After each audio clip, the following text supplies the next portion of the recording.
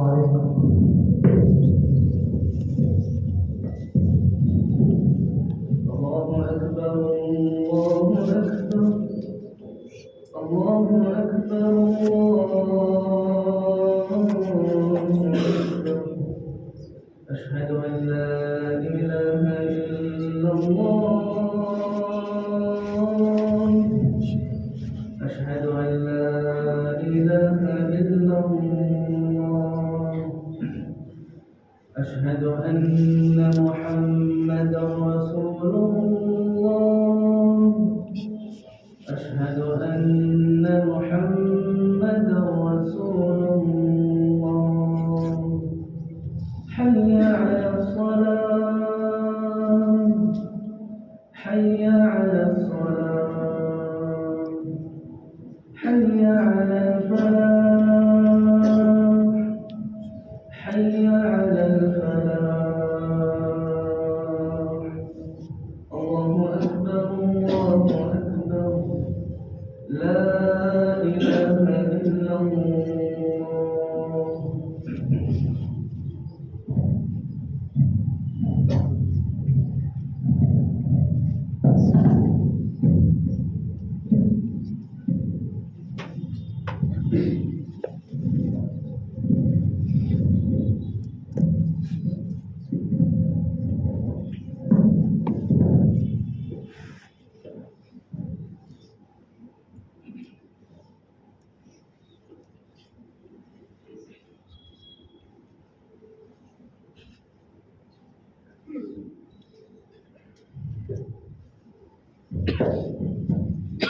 إن الحمد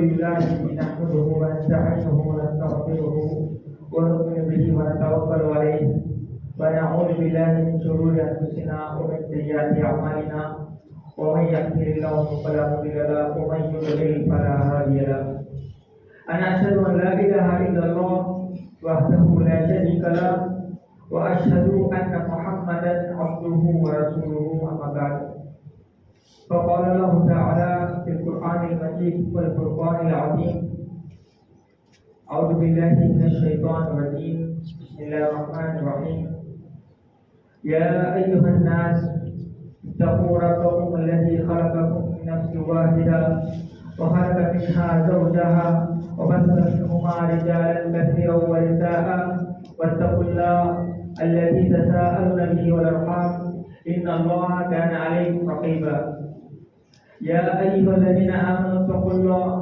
وقولوا قولا سديدا يصلح لكم أعمالكم ويغفر لكم ذنوبكم ومن يتق الله فقد فاز فوزا عظيما يا أيها الذين آمنوا اتقوا الله حق تقاته ولا تموتن إلا وأنتم مسلمون புகழும் ரஹ்மானுக்கு உரித்தாவட்டும். அவனின் அருளும் ஈடேற்றமும் கண்மணி நாயகம் முஹம்மது முஸ்தபா ஸல்லல்லாஹு அலைஹி வஸல்லம் அவர்கள் மீதும் அவர்களின் வாழ்க்கையற்றவற்றை பின்பற்றி வாழ்ந்து மறைந்த உத்தம சஹாபாக்கள் சஹாபியர்கள் மீதும் தபீக்கள் தபீக்கள் மீதும் இன்னும் இமாம்கள் மேலும் இந்த ஜும்மாவை முதலுடைய காமில் அனுபவங்களாக பிரார்த்தித்த வண்ணம் இந்த ஜும்மாவுடைய முதலுடைய ஆரம்பம் செய்கிறேன். அல்ஹம்துலில்லாஹ். கணித்திற்கும் பெருமதிப்பிற்கும் உரிய இஸ்லாமிய சமூகமே, அல்லாஹ் சுப்ஹானஹு வ தஆலா குர்ஆனில் பலவிதமான உபதேசங்களை நமக்கு வழங்கியிருக்கிறார். ஏராளமான உபதேசங்களை அல்லாஹ் முஃமின்களுக்கு குர்ஆனில் வழங்கியிருக்கிறார். ஆனால் ஒரு இடத்தில் தான் அல்லாஹ் நம்மை ஒரு விஷயத்தில் ஒன்று செய்கின்றான். அல்லாஹ் குர்ஆனில் நபிமார்களை தான் இபாதுல்லாஹ் என்று சொல்கின்றான், அல்லாஹ்வுடைய அடியார்கள் சொல்கின்றான். இந்த பண்பு என்பது, இந்த ஒரு அக்ரிமெண்ட் என்பது, இந்த ஒரு செயல் என்பது அல்லாஹ் மிகப்பெரிய ஒரு செயலாக சொல்கின்றான். அல்லாஹ் ஒருவரை அப்துல்லா என்று சொல்கிறார் என்றால் அது மிகப்பெரிய ஒரு அந்தஸ்தாகும். அந்த அந்தஸ்தை அவருக்கு யாரும் அடைய முடியாது. அதே போல அல்லாஹ் ஒரு இடத்தில் அந்த அந்தஸ்தை அடைய நமக்கு வாய்ப்பு தருகின்றான். அப்படி வசனமாக தான் சூரா ஃபுர்கானில் சில பண்புகளை சொல்கின்றான். இந்த பண்புகள் யாரும் காணப்படுகின்றதோ, அல்லது இந்த பண்புகளை யார் எடுத்துக்கொள்கிறார்களோ, அதை யார் அமல் செய்கிறார்களோ, அவர்கள் அல்லாஹ்வுடைய நெருக்கத்துக்குரிய அடியார்களாக மாறினார் என்று அல்லாஹ் சித்தங்களை ஒன்றற்கு ஒன்றாக சொல்கிறார். அதை தான் இன்ஷா நாம் இந்த ஜும்மாவில் பார்க்க இருக்கின்றோம். அல்லாஹ் சூரா ஃபுர்கானில் இவ்வாறு சொல்கிறான், இபாதுர் ரஹ்மான் ரஹ்மானின் அடியார்கள் அவர்களின் சிப்பத்துகள் பலவண்ணமாக இருக்கின்றது. ஏன் அல்லாஹ் இபாதுர் ரஹ்மான் என்று சொல்கிறார் என்றால், உலகத்தில் இருக்கின்ற அனைவரும் அல்லாஹ்வுடைய அடியார்கள் தான். இபாதுல்லா அவர் முஸ்லிமாக இருக்கட்டும், அல்லது முஸ்லிம் அல்லாதவராக இருக்கட்டும், அவர் யஹூதியாக இருக்கட்டும், நசாராவாக இருக்கட்டும், எல்லோரும் அல்லாஹ்வின் அடியார்கள் தான். ஆனால் இபாதுர் ரஹ்மான் என்பவர்கள் முழுக்க முழுக்க தூய்மையான அல்லாஹ்வின் அடியார்கள். அவர்கள் சுகத்துக்குரியவர்கள். அவர்கள் யார் ஒருவரும் நரகம் செல்ல மாட்டார்கள். ஆனால் இபாதுல்லா என்று சொல்லக்கூடிய அல்லாஹ் இந்த உலகத்தில் நிறைய அடியார்கள் சொர்க்கத்திற்கு நரகத்திற்கு விதிக்கப்பட்டார்கள். ஆனால் இபாதுர் ரஹ்மானின் அடியார்கள் முழுமையான தூய்மையான உள்ளத்தை கொண்டவர்கள். அவர்கள் ஒருவர் கூட நரகத்தில் எட்டி கூட பார்க்க மாட்டார். அப்படிப்பட்ட பண்பு கொண்டவர் இபாதுர் ரஹ்மான். அந்த இபாதுர் ரஹ்மானாக ஒரு அடியான் மாற வேண்டும் என்றால் சில பண்புகளை, சில குணாதிசயங்களை அவன் தன் வாழ்வில் கொண்டிருக்க வேண்டும். அந்த குணாதிசயங்கள் கொல்ல முடியாதவர்களுக்கு அவ்வளவு மிகவும் கஷ்டமானதல்ல. இந்த அளவுக்கு இலகுவான குணாதிசயங்களை அல்லாஹ் சொல்கின்றான். அதை ஒவ்வொரு அடிப்படை முஸ்லீமும், சாதாரண ஒரு முஸ்லீமும் அதை இலகுவாக பின்பற்ற முடியும். பார்ப்பதற்கு ஒரு பிம்பம் இருக்கும், அது மிகப்பெரிய இபாதத்தை போன்று. ஆனால் எதேச்சையாக யாருக்கு அல்லாஹ் நேர்வழி காட்டினாரோ, எதேச்சையாக யாருக்கு அல்லாஹ் சபுரை பொறுமையேற்றினாரோ அவர்களுக்கு அந்த இபாதத் மிகவும் எளிமையானது. அந்த பண்புகள் இலகுவாக அவர்கள் அடைத்துக் கொள்வார்கள். அதில் முதல் பண்பாக சொன்னால், இபாதுர் ரஹ்மான் அல்லதீன யம்ஷூன அலல் அர்தி ஹௌனா. மிகவும் முதல் பண்பு மிகவும் லேசானது. நடத்தை, அவர்கள் நடந்து செல்லும் அந்த நடத்தை எவ்வாறு இருக்கும்? ஹௌனன், பெருமை இல்லாமல், புகழ் இல்லாமல், அமைதியாக, பகற்றில்லாமல் நடப்பார்கள். இது மிகப்பெரிய கஷ்டமான செயல் அல்ல. இபாதுர் ரஹ்மான் அல்லதீன யம்ஷூன அலல் அர்தி ஹௌனா. அவர்கள் தங்கள் ரட்டைகளை தாழ்ந்த வண்ணமாக, பிறருக்கு மரியாதை செலுத்திய வண்ணமாக இந்த உலகத்தில் நடமாடுவார்கள். யாரும் பெருமை காட்ட மாட்டார்கள். யாரும் தன் பகட்டை, தான் படித்த படிப்புக்கு பகட்டை காட்டுவார்கள். தான் பெற்றிருக்கும் செல்வத்திற்கு ஒரே இடம், நான் இட்டே செல்வத்திற்கு என்று அவன் பகட்டை காட்ட மாட்டான். மாறாக அவன் எல்லோரிடமும் அவன் பண்பாக, பணிவாக நடந்து கொள்வான். அதுதான் முதல் பண்பாக சொல்கிறான். இந்த பண்பு கொண்டு வருவது மிகவும் லேசு. இது யார் கொண்டிருக்கின்றார்களோ அவர் அல்லாஹ்வின் ரஹ்மானின் அடியார்கள் என்று அல்லாஹ் குர்ஆனில் அழகாக சொல்கின்றார். பிறகு அல்லாஹ் சொல்கின்றான், وَإِذَا خَاطَبَهُمُ الْجَاهِلُونَ قَالُوا سَلَامًا. அவரிடம் சில மடையர்கள், சில அறிவற்றவர்கள் வந்து விவாதித்தால், முற்பித்தால், வந்து விவாதம் செய்தால் அவர்கள் சொல்வார்கள் காலு சலாமா, சலாமத்தாக, அல்லது அவர்களை விட்டு அவர்கள் விலகி விடுவார்கள். அவர்கள் வீண் விவாதங்களில் ஈடுபட மாட்டார்கள். ஒருவன் வேண்டுமென்றே மார்க்க விடயங்களிலோ அல்லது மார்க்கம் அல்லாத விடயங்களிலோ வீண் விவாதங்கள் செய்தால் காலு சலாமா என்று சொல்லி அவர்களை விட்டு விலகி விடுவார்கள் என்று அல்லாஹ் சொல்கின்றார். இதில் இரண்டு அர்த்தம் இருக்கின்றன. காலு சலாமா என்பதில் இதை பார்த்தவர்கள் ஜாஹிலூன காலு சலாமா என்றால் வீண் விவாதம் செய்ய வந்தால் மட்டும் அவர்கள் சலாம் சொல்வார்கள். இன்னொரு அர்த்தம் என்னவென்றால் இதை பார்த்தவர்கள் ஜாஹிலூன அவரிடம் கல்வி அற்றவர்கள், படிப்பறிவு அற்றவர்கள், இல்லாதவர்கள் பேசினால் காலு சலாமா அவரிடம் மென்மையாக பேசுவார்கள். சில மக்கள் அறிந்த காரணத்தால் பெருமை கொள்வார்கள். மார்க்கமோ மார்க்கம் அல்லாத விஷயங்களோ இது கூட தெரியாத அவங்களுக்கு, இதுவும் பேசிக்கான சட்டம் இது தெரியாது சொல்லுவாங்க. ஆனால் இபாதுர் ரஹ்மான்கள், இல்மை கற்ற அந்த அடியார்கள், ஒருவன் தனக்கு ஒரு விஷயம் தெரியவில்லை என்று அந்த ஜாஹில் அந்த அறிவற்ற அந்த அடியான் கேட்கும்போது காலு சலாம் அவர்கள் மென்மையாக பேசுவார்கள். நான் கற்றுத்தர வாழ்ந்தவர் என்று அவர்கள் மென்மையாக பேசுவார்கள். அப்போ இரண்டு, ஒன்று பெருமை அளித்து ஒன்று பேசினால் அவரிடம் தவிர்த்துக் கொள்ள வேண்டும். ஒரு உண்மையே கல்வி கற்று ஆர்வம் கொண்டு ஒருத்தன் கேட்டாண்டா அவரிடம் மென்மையாக பேசி அவனுக்கு அந்த விஷயங்களை புரிய வைக்க வேண்டும். இபாதுர் ரஹ்மான்கள் அப்படிப்பட்டவர்களாக இருப்பார்கள். மேலும் அல்லாஹ் சொல்கின்றான், வல்லதீன யகூலூன வல்லதீன யபீதூன லிரப்பிஹிம் சுஜ்ஜதன் வ கியாமா. அவர்கள் இரவில் ரஹ்மானுக்கு சிரம் பணிவார்கள், மேலும் நின்று வணங்குவார்கள். இது கியாமுல் லைல் தொழுகையை குறிக்கின்றது. நான் ஒரு முறை கூறுகின்றேன் இந்த வகையில். கியாமுல் லைல் என்பது ஒரு மகத்தான இபாதத். பூமிகளின் அடையாளத்திற்கான இபாதத் அந்த இபாதத். ஒரு முஸ்லீமில் இருந்து மூமியான பண்பிற்கு மாறினார் என்றால் இபாத் ரஹ்மான் என்று அவன் ஆகினார் என்றால் அதற்கான இபாதத்தை மிக முக்கியமான ஒரு சான்று கியாமுல் லைல் என்பது. இந்த இபாதத் என்ற இன்றைய காலகட்டத்தில் ஒரு விபத்தை ஏற்படுத்தியிருக்கின்றது. இது பாமரக்கான இபாதத் அல்ல, நபிமாருக்கான இபாதத். இது ஒரு ஐடி துறையில் இருக்கின்றவரோ அல்லது ஒரு ப்ரொஃபஸரோ யாரும் செய்ய வேண்டிய இபாதத் இல்லை. மாறாக ஆலிம்களும் அல்லது அல்லாமாக்களும் அல்லது ஷேக்களும் அல்லது நபிமார்கள் செய்ய இபாதத் என்று ஒரு பிம்பம் ஏற்பட்டிருக்கிறது. மாறாக அல்ல, இது இப்படிப்பட்ட இபாதத் ஒவ்வொரு மூமினான அடியாரும் செய்ய வேண்டிய இபாதத். இது இத்தனை இலகுவான இபாதத். இது இபாதத்தின் நம் நேரத்தை அறிந்து கொள்ள வேண்டால் நமக்கு செய்வது மிக இலகுவாக இருக்கும். இந்த இபாதத் பெரும்பாலும் மக்கள் எப்படி ஒரு பிம்பத்தில் இருக்கின்றது என்றால் இந்த இபாதத் ஃபஜ்ருக்கு முன் செய்ய வேண்டிய இபாதத் என்று ஆகியிருக்கிறது. தஹஜ்ஜுத் என்பது சிறப்பு நேரம் என்ன என்று ஆகிவிட்டது. அல்லாஹ் முதல்வான் இரவு நேரம் என்பது அதுதான் தஹஜ்ஜுத்தான் நேரம் ஆகிவிட்டது. மாறாக அப்படி அல்ல. தஹஜ்ஜுத் நேரம் என்பது ஆரம்பிக்கும் நிலை என்பது மக்ரிப் தொழுகை. ஒரு மக்ரிப் தொழுவிட்டால் தஹஜ்ஜுத்தின் நேரம் ஆரம்பமாகிவிட்டது. அதற்கு பின் அவன் சொல்லக்கூடிய ஒவ்வொரு தொழுகையும் அவன் நியத் தஹஜ்ஜுத்தாக இருந்தால் தஹஜ்ஜுத்தாக கருதப்படும். அதே போன்று சிறந்த நேரம் இருக்கின்றது. தஹஜ்ஜுத் சிறந்த நேரம் 12 to 2 இரவு 12 மணிலிருந்து 2 மணி தஹஜ்ஜுத்கான சிறந்த நேரம். அதே தஹஜ்ஜுத்துக்கும் அஸ்ஹார் அந்த இரவின் கடைசி நேரத்துக்கும் வித்தியாசங்கள் உண்டு. அஸ்ஹார் அவர்கள் அஸ்ஹார் நேரங்களில் அல்லாஹ்வை தௌபா செய்வார்கள். அஸ்ஹார் நேரம் அதாவது நம் சஹருக்கான நேரம் என்பது தௌபாவுக்கான நேரம், அல்லாஹ் இறைவனுடைய துஆவுக்கான நேரம். தஹஜ்ஜுத் என்பது தொழுகைக்கான நேரம். இரண்டுக்கும் சற்று வித்தியாசங்கள் இருக்கின்றது. அதுபோல் சஹர் தொழுவது தவறில்லை, தொழுது கொள்ளலாம் தவறில்லை. ஆனால் தஹஜ்ஜுத்துக்கான சிறந்த அல்ல ஏற்றமான நேரம் என்பது 12 to 2 என்பது மிகவும் ஏற்றமான விஷயங்களாக இருக்கிறது. இதுக்கு ஆதாரம் என்ன? ஹதீஸில் வருகின்றது.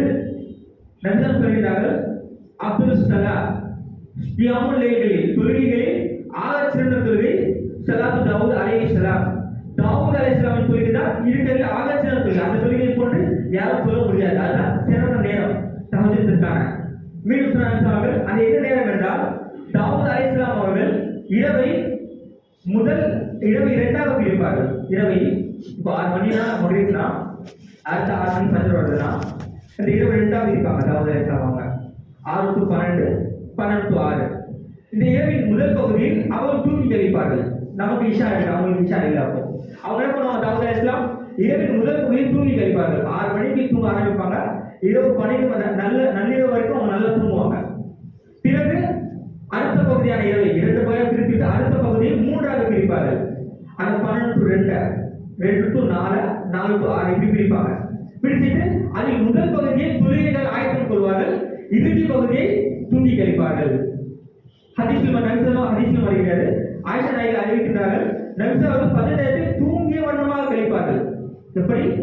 நபி ஃபஜ்ர் நேரத்தில் தூங்கிய வண்ணமாக கழிப்பார்கள். அப்போ இறுதி பகுதியில் தூங்கி இருக்காங்க. அப்போ அஸ்ஹார் நேரம் என்பது நம் தௌபா செய்து தூங்கக்கூடிய நேரம். அந்த நேரத்தில் நம்ம நோன்பு வச்சுட்டு அது தூங்கணும் ஒரு நேரம். அது சுண்ணாவாக இருக்கின்றது. அதுக்கு தௌபா அந்த கியாமுல் லைல் என்ற நேரம் என்பது 12 to 2 மணி தான் சிறந்த நேரத்தை நம்ம எப்போ சொல்லிருக்கோம். 2 ரக்காத் ஸ்டார்ட் பண்ணி நம்ம எவ்வளோ ரக்காத் சொல்லிருக்கோம். அது கியாமுல் லைலுக்கான நேரமாக இருக்கிறது. நம்ம இந்த நேரத்தில் நம்ம வந்து மேக்ஸிமம் முடிச்சுதான் இருக்கும். அப்படிதானே? நம்ம டைம் மாறிடுச்சு. ரொம்ப நம்ம இஷாக்கு நேரம் தூங்குறது இல்லை.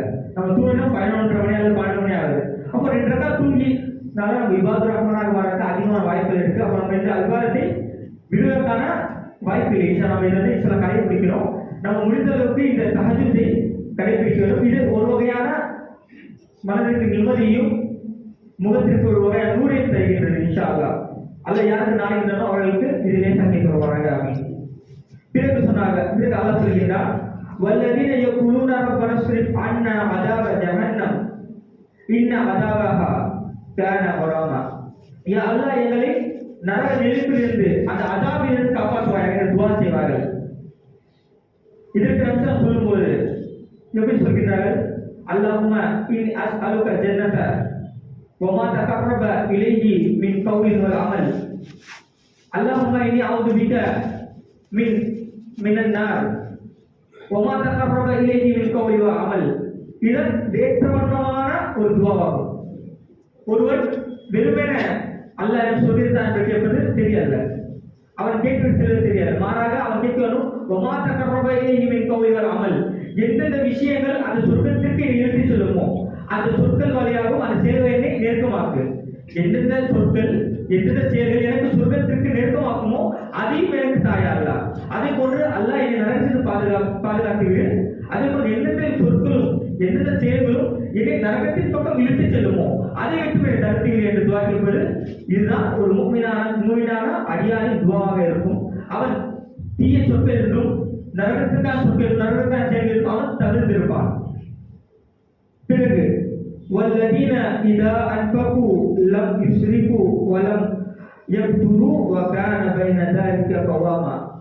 மிகவும் முக்கியமான ஒரு வசனம் இது. அவர்கள் தர்மங்கள் செய்தால் அல்லது தங்கள் குடும்பத்திற்கு செலவு செய்தால் யாரோ ஏழைக்கு செலவு செய்தாரோ அவர்கள் அவர்கள் வீண்விரயம் செய்ய மாட்டார்கள். தான தர்மங்கள் செய்வதில் ஒருபோதும் அவர்கள் அளவு கடந்து விட மாட்டார்கள். தான தர்மம் நல்லது தானே, அளவு கடந்தா என்ன? சில மக்கள் சில மக்கள் இருக்கு. தான தர்மம் எவ்வளவு பண்ணா நல்லது தானே. அப்போ இஸ்ராப் பண்ணலாம். ஐயா அல்ல இஸ்ராப் என்ன சொல்லியிருந்தார்? வீண் விரயம் சொல்கிறார். ஆட்சி நம்ம வீண் விரயத்துல பண்ணுவோம், நாம கல்யாணத்துல பண்ணுவோம், அல்லது சில உடைகள் வாங்குறதுல பண்ணுவோம். ஆனா அல்ல இந்த இடத்துல அந்த சதகாவை இஸ்ராப் சொல்றான். ஆக்சுவலி அன்பா என்றால் இதற்கு முதன்மையான அர்த்தம் தன் குடும்பத்திற்கு தர்மம் செய்வது. தன் குடும்பத்திற்கு அவர் என்ன பண்ணுவது? அவர் செலவு செய்வது. சில மக்கள் குடும்பத்துக்கு செலவு செய்வது தெரிந்து கொண்டு அது சதகாயத்தை அறிந்து கொண்டு அதிகம் வீண்விரயம் செய்வது. தன் மனைவி கேட்ட அனைத்தையும் வாங்கி தருவது. அது ஹலால் ஹராம் பார்ப்பது கிடையாது. தன் தாய்க்கு அனைத்தையும் வாங்கி அது ஹலால் ஹராம் பார்ப்பது கிடையாது. தன் தந்தைக்கு பயணம் செய்து கொண்டு நினைத்து கொண்டு தன் தந்தைக்கு அனைத்து ஹராமையும் வாங்கி தருவது. இதுதான் இஸ்லாம். மாறாக உண்மையான உண்மையான தர்மம் என்று என்னவென்றால் எந்த ஒரு விஷயம் பாவத்திற்கு வழிவகுக்குமோ அந்த விஷயத்தை தடுப்பதான் இன்பா. ஒரு மனைவி கேட்கின்றார், தனக்கு பர்ஃபியூம் வேண்டும், வெளியே போட்டுக்கொள்ள. ஒருவன் ஒரு கடன் வாங்கி தர மறுக்க வேண்டும். இது ஹராம். ஹராமில் ஒருவன் செலவு செய்யக்கூடாது. அவர் இஸ்லாம் செய்ய மாட்டார்கள். தன் மனைவிக்கு செய்கிறோம் என்று எடுத்துக்கொண்டு அதிகமாக செய்ய மாட்டார்கள். அவர்கள் மாறாக அளவு தெரிந்து செய்வார்கள். முத்தவாசி அவர்கள் நடுநிலையா இருப்பார்கள். ஓவரா செய்வார்கள். அதே போல மனைவிக்கு தராமல் இருக்க மாட்டார்கள். அவர்கள் தங்கள் கையை சுருக்கிக் கொள்ள மாட்டார்கள். மாறாக அவங்க இரு தர வேண்டும் ஹப்பை தருவார்கள். எந்தெந்த ஹராமலை விளையாட்டு அந்த விளையாட்டுகளே அவர்கள் தெரிந்திருப்பார்கள். பிள்ளை கேட்கின்றான், ஹராமான மியூசிக்ஸ் கேட்கின்றான், ஸ்டேஜ் ஸ்டேஷன் கேட்கலாம், அல்ல மியூசிக்ஸ் இருக்கு, என்டர்டைன்மெண்ட் இருக்கு. பையன் கேட்கலாம், அன்பு நாம சரக்கா செய்வோம். லமேஷ் அவங்க ஒருபோதும் அதில் வீண்வெளி செய்ய மாட்டாங்க. பையன் கேட்கறானா இஸ்லாம் அது செய்வது உங்களுக்கு தடை, அது செய்யக்கூடாது. நான் பையனுக்கு புரிய வைக்கிறேன், தவறு இது பண்ண போது பையனுக்கு புரிய வைக்கிறேன். அப்போ குடும்பத்தில் செலவு செய்வதை நாம் பார்த்து செய்ய வேண்டும். அது ஹலாலா ஹராமா என்று நாம் தெளிவாக இருக்க வேண்டும். இவன் ஹசன் பசீருக்கு இன்னொரு விளக்கம் செய்கின்றார்கள். இது முழுக்க முழுக்க குடும்பத்தை சார்பு. வேண்டாம் அல்லாவின் பாதையில் செலவு செய்வது அதில் இஸ்லாம் ஒருவரும் கிடையாது. ஒரு ஏழைக்கு தர்மம் செய்கின்றான், அல்லது ஜிஹாதுக்காக பல பொருட்களை தருகின்றான், அல்லது பள்ளிவாசல் இது அளவு என்று கிடையாது.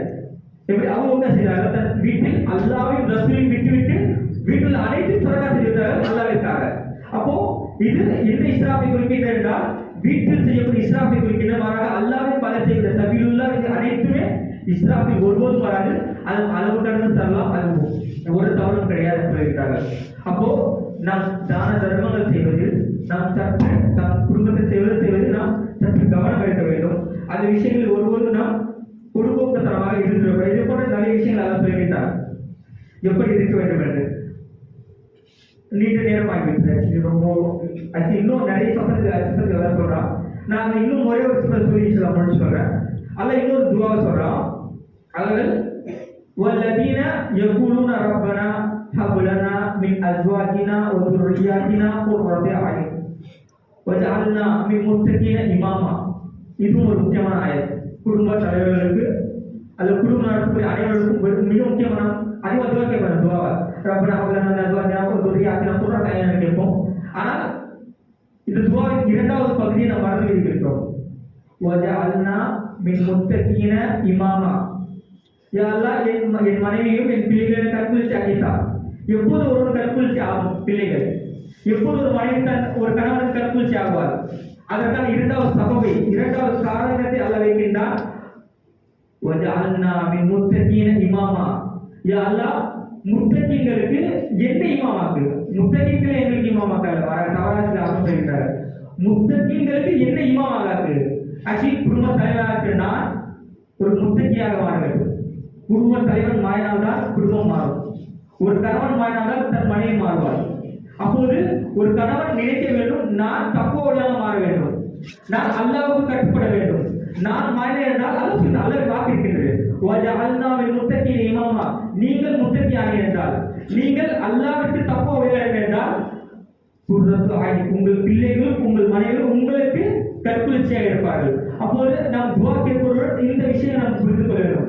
நாம் தக்வாவை அதிகப்படுத்த வேண்டும், நாம் அல்லாஹ்வுக்கு கட்டுப்படுவதை அதிகப்படுத்த வேண்டும். அப்படி ஆனோம் என்றால் குர்ரத்து ஆயின் என்பது ஈஸியாக இருக்கும். உங்கள் மனைவிகளும் உங்கள் பிள்ளைகளும் அல்லாஹ்வுக்கு கட்டுப்பட்டவர்கள் ஆகிவிடுவார்கள், பிறகு உங்களுக்கும் கட்டுப்படுவார்கள். எனவே நாம் இந்த விஷயங்களை கவனத்தில் கொண்டு முடிந்த அளவு இபாதுர் ரஹ்மானாக மாறக்கூடிய அடியாக நாம் மாற வேண்டும். அதுதான் சொர்க்கத்திற்கு நாம் எடுத்துச் செல்லும். ஆமீன். وآخر دعوانا أن الحمد لله رب العالمين.